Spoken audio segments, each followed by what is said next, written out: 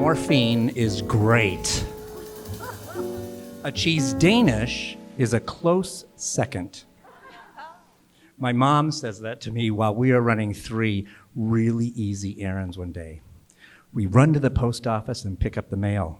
Head over to her favorite bakery in Olympia and get a half a dozen cheese Danish. And scoot over to the bank to get $4,000 cash out of her account.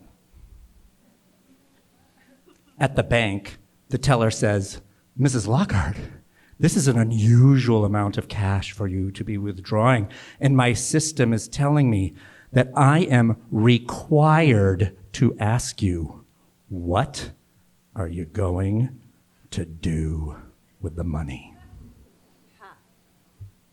Mom gets a little bit tall, and she looks at the teller and says, "My dear, I am going to spend that money.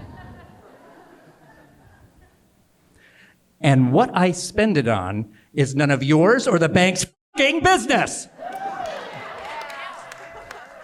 The teller has no idea what to do and just hands her the money.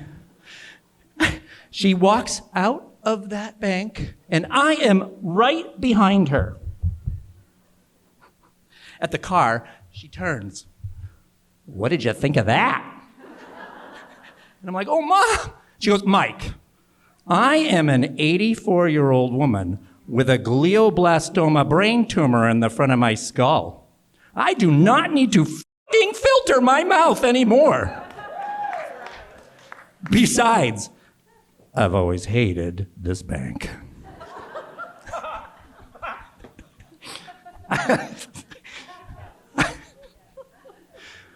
Mom and I are running errands that day because she is preparing for her death. There is a law in Washington State. It's called the Death with Dignity Act. I know. Washington State residents are allowed to control the end of their lives, and they control the where and the when. And Washington State provides a set of a nice volunteer organization, a set of special doctors and pharmacies and pharmacists who dictate the exact how. Now, Mom, I know. And so a little bit about Mom. She's half Boston Irish Catholic and half of her life here in the Pacific Northwest. And when you mix the two of those together, you get a woman who has very definite opinions and vocalizes every single one. She told me once, for a while I lived in Maryland and I came back, and she says, "Mike, I do not want to hear Southern voice from you. The word y'all is not a word. I am not allowing you to use that word." Coming from a person, reminding you, who says, "Park the car."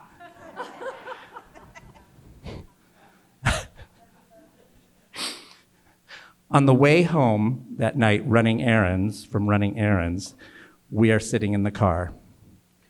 And we're just looking forward down the road. And at one point she says, "You know, Mike, not everybody in Washington State knows about this law. Everybody should know about death with dignity."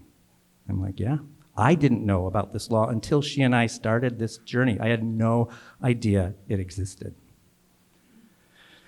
We continue down the road, and then she says, "Oh, unlike what happened with your dad last year, my children will not be changing diapers on me." And then a little more down the road, she kind of says to me, she says, "You know, your dad and I's 61st wedding anniversary is just coming up." And a little while later, she says, finally, she concludes this whole thing with, "By the way, I don't want one of those grandiose celebration of life things. Most of the people you'd invite don't know how to celebrate their own lives."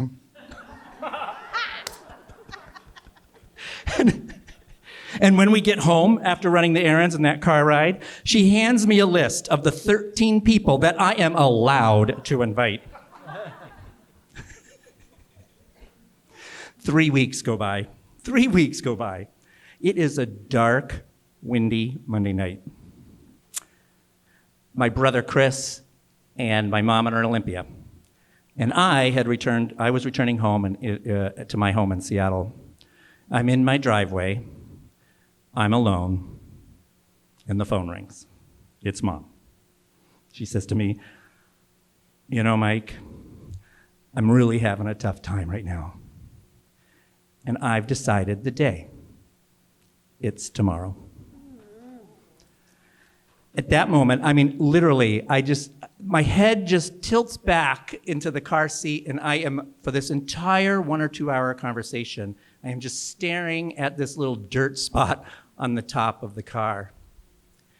And at one point, I just say, after this whole thing, I say, "You know, Mom, I am 1,000% in favor. I understand every decision you've made, and I am 1,000% supportive of it.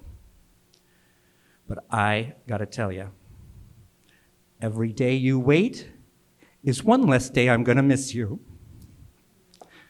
And she says, "Mike, I know this is hard, but I am sure. It's tomorrow, 9 a.m. Don't be late."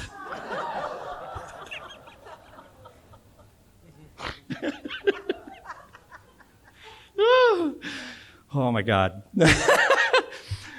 You know, I think back to that day we are running errands, and this is a woman my mom was extremely, if you can't tell already, very intentional on everything she believed and said. And I'm shocked how I missed all the clues that day we ran those errands, right? First of all, that day, tomorrow, 9 a.m., was November 15th, 2022. And their anniversary, 61st day, is November 18th, just this week. 3 years ago, all this was this week. The mail that day contained paperwork from Washington State about death with dignity. And the cheese Danish is because brain tumors love sugar. And the $4,000 cash was because she insisted on prepaying her own cremation. And that was the fourth errand we ran that day. So now, this week, it's kind of cool. I'm very honored to be able to kind of say this story again here in Spokane at Pivot. And I gotta tell you, it's a cool thing to kind of just tell this story. And I just want to say, you know, maybe tomorrow all of you will be maybe visiting your favorite coffee shop or bakery, and you just might see a cheese Danish. And maybe you'll pick one up, and you'll just say or tell Pivot, "Hey, cheers to Mike's mom, Barbara Ann Purcell Lockhart." Thank you very much.